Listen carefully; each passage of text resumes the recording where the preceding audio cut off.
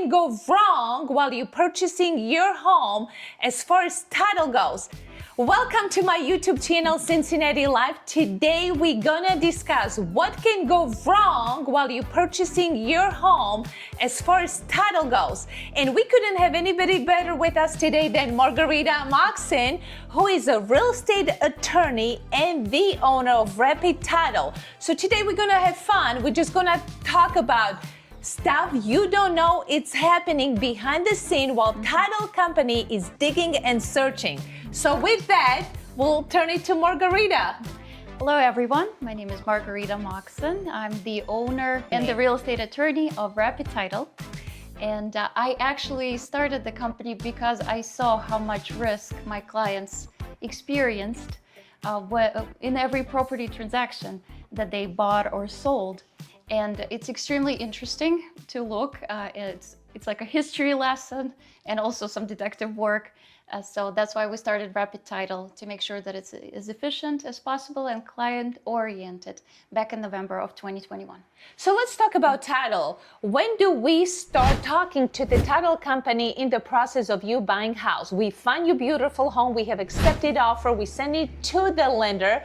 Lender start working on your mortgage while we taking your purchase offer and sending it to title company. And at that point, they start digging. And you'll be surprised what they see behind the scene. Yes, a lot of time the perception is that either the real estate broker's office or the lender puts together some of this background work, but it's actually a title company most often. And generally a title company will be disclosed on the contract, or buyers actually in the Cincinnati area have the right to choose the title company of if they know someone in the business, a particular real estate attorney that they like to work with or trust. But it's generally a buyer's choice in the Cincinnati area. It does vary by county. Your experienced realtor might suggest someone who they worked before and trust, or the lender. So one way or the other, either from the client directly or from the real estate agent or from the loan officer, will generally receive a copy of the contract, and that's where we fully execute it. So both parties agreed on the terms, and that's when we will start the digging, preparing something that is called commitment for the loan officers and their underwriting to make sure that there are no title issues from the seller's perspective, because loan officers will collect a lot of financial information from the buyer, but they will trust us to do the digging and make sure that the seller and the property can transfer without any liens or encumbrances that will affect their loan, so they don't lose their money. So let's talk about liens. People don't even understand what are the liens. What can we find out during title search? So title company will find liens, and some liens are good liens, like property taxes. Every property has some property taxes on it, and it's considered liens. But there's a lot of bad liens. Let's talk about type of the liens you guys see during title search. Yes, so I wouldn't necessarily classify liens as good, but there are some that are voluntary, the ones that you're aware of and the sellers is prepared for, and they know that this will be deducted from whatever they expect to receive.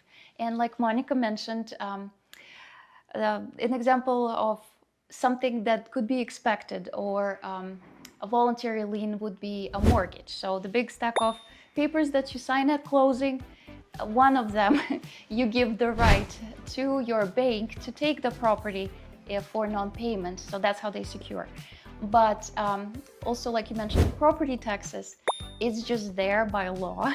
So it's not voluntary, but if the seller didn't pay taxes, they will have to pay or come current before the new buyer comes into possession of the property. Interesting fact, in Ohio, actually, taxes are paid back. That's a question that comes a lot at closing, because you will most likely see a few line items related to property taxes. If there are any delinquent property taxes, this will be just on the seller's side as a deduction. So this is something that they are not getting. We're giving it to the county. Then there will be maybe a first half or second half, because property taxes are paid twice throughout the year. And we will take it also from the seller proceeds, whatever is becoming due sooner after closing or at the time, and we'll make sure to pay that. But there also will be a line item giving a credit. And this credit is something that the seller has to give to the buyer for the current year, because Ohio collects taxes a year back. So whatever you see when you visit county's auditor's website will actually be for the year back. So in year 2025, we pay taxes for year 2024. That's why you give the credit to the buyer, who will ultimately be responsible for paying 2025 taxes in the year 2026. So let's talk about the other liens, mechanical. Which other liens can one experience during title search? Yes, so the biggest concern and biggest delays are generally caused by things that the seller might not expect. So involuntary liens that are placed on you by the operational law. Some of those examples are, the biggest one is probably certified judgments. So if the seller got sued in recent history and the creditors won and they also certified their judgment, there are time frames when they have to either recertify or it expires. However, if it fits the criteria, this is something that needs to be paid. And also if there's a mechanics lien. So let's say your seller decided to make the property beautiful and paint it, but then forgot to pay their contractor or just didn't want to pay. The contractor can place a mechanics lien on the property. And this is something that we would have, it will be on public record, we would have to contact and figure out what to do. So some of the other involuntary liens could be federal tax liens, right? Federal government likes to receive their money on time. And state of Ohio tax liens also if there's child support or Medicaid. So something that we could see that really affects the seller could be a Medicaid lien. And those tend to be larger amounts that people don't expect, because it generally comes into play when they acquire the property through probate. So a person already deceased and they relied on some help through Medicaid for their medical assistance, and no one usually expects it to then chase them after their heirs open the probate. What happens to those liens? The seller, unfortunately, when you inherit the property, you inherit it with the good and with the bad, right? No probate court ever deals with clearing out title, clearing any liens. But the probate attorneys, they will receive notices if someone wants to make a claim. So the easiest way, of course, to obtain a payoff through the probate attorney, or the heirs could directly be contacted by the attorney office that is dealing with this particular case. So let's talk about buyers. Now we have all the scary liens seller can have against the property, voluntarily, involuntarily. Now I'm purchasing property, and we just found out there's a bunch of liens. Obviously, majority of properties will have mortgage and taxes, but now we found out we have either Medicaid or mechanical lien. Let's just say seller put roof, did not pay the roofer. How do I protect me as a buyer against the liens? What can I do when we find out I'm purchasing property and there's a lien with Medicaid? Is that gonna stop me from buying property? How do I protect me even though there's a liens? What do we do? So I think it depends, very literally answer. It depends. If you found out about it ahead of time, good, because we can deal with it. Generally, Medicaid, you can negotiate, because if the property is worth and selling for on the open market for $100,000 and you have to pay the mortgage, the taxes, any other liens, then Medicaid will accept whatever they can, or you can negotiate to tell them, well, we acquired, we had so many expenses already incurred to probate, and sometimes they will accept a smaller payout. But and then you'll there's a trade-off. As the seller, you will receive a little bit. As the buyer, hopefully, an experienced title company and experienced attorney caught it in time and communicated it. From the buyer's perspective, they will likely experience some sort of a delay in their purchasing. Time. Right? So that's not Ideal. ideal in a lot of cases, especially if they're selling their own property and need to move to their new home. But if it comes out later after they acquired a property, then that's why, of course, the title insurance exists. Yeah. Right? So the title insurance is something that came about in 1900s. I don't remember exactly the history of title insurance, but that's what allowed so many lending opportunities and so freer lending opportunities, because the lenders always purchase title insurance, probably as you're aware. It is optional for the buyer to buy. In some places in Ohio, it's actually in the contract that the sellers are mandated to pay for it. Like for example, in Columbus area, Yeah. sellers are actually paying for the buyer's title insurance. Nice. In Cincinnati area, it's on cost on the buyer, or however it is negotiated, but most likely, and it's optional. All right, now let's talk about horror stories. As we promised you, we're gonna give you a real life example. What can go wrong? Let's go. Okay, probably the most easiest to avoid, but the one that hurts the most is mortgage that's been indexed under the name that is completely unrelated, or even in a county that was not related, because we can always obtain a payoff for a mortgage, but if we know that it exists.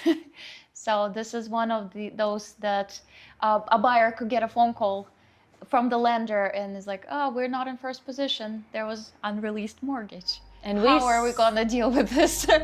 Yes, so you would fall back on title insurance if one was purchased. Then there are stories and a little bit behind the scenes. We talked with Monica about land contract, and we experienced a situation where an investor recorded a transfer on death, which is a great vehicle in Ohio that allows you to name the person who wants to inherit the property with helping them avoiding the probate. But we can talk later on that. And he sold then the property on the land contract to another person who wanted to fix it up. And that end buyer poured in a lot of money into the property. Just to find out he does not own it. Just to find out that there is no way that the original person who signed the land contract, there is no way for them to transfer interest. And that was a very sad situation when it all came out. Then the reason why we were able to, we would have to navigate how to resolve it, is because you can't record transfer on death after someone died.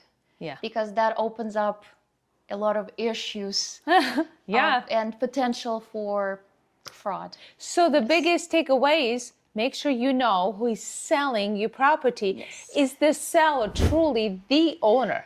Is the seller, whoever is signing mutually accepted purchase offer, truly the one who owns the house? And many times it's through divorces.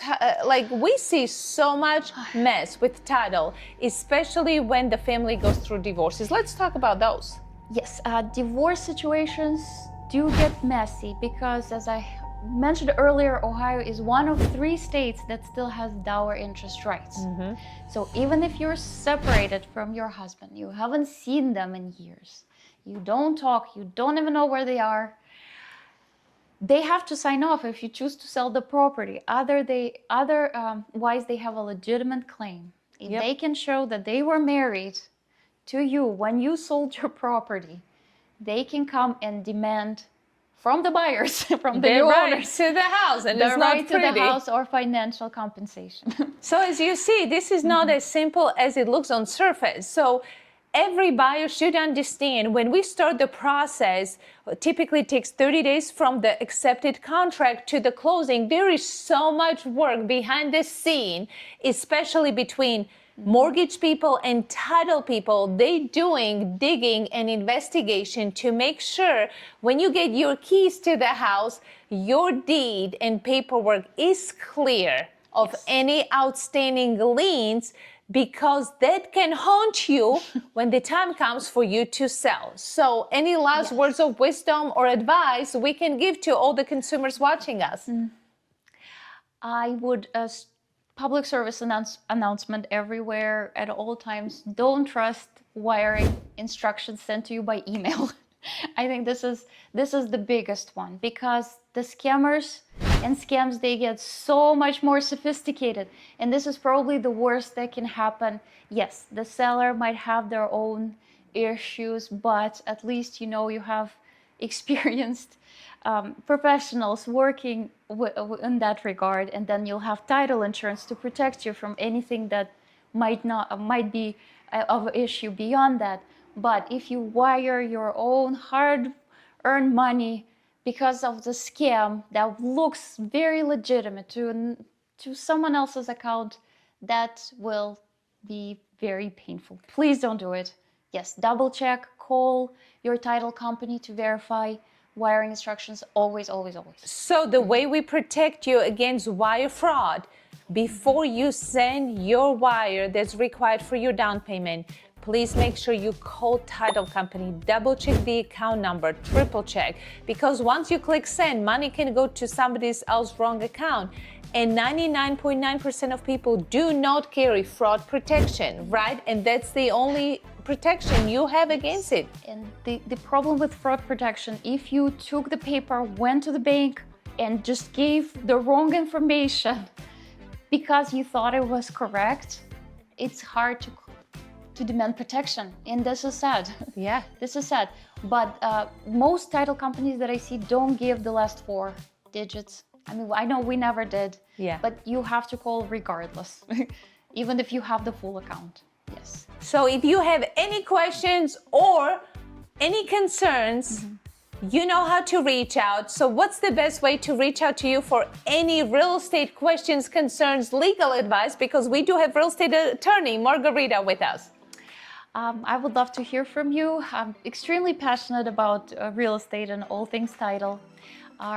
We have an office in beautiful downtown Montgomery, and also an office in Columbus, but I think the Montgomery one will be closer. And you can find our phone number and our email on our website, rapidtitleincom. Thank you. And please make sure you follow, subscribe on our YouTube channel. Click below.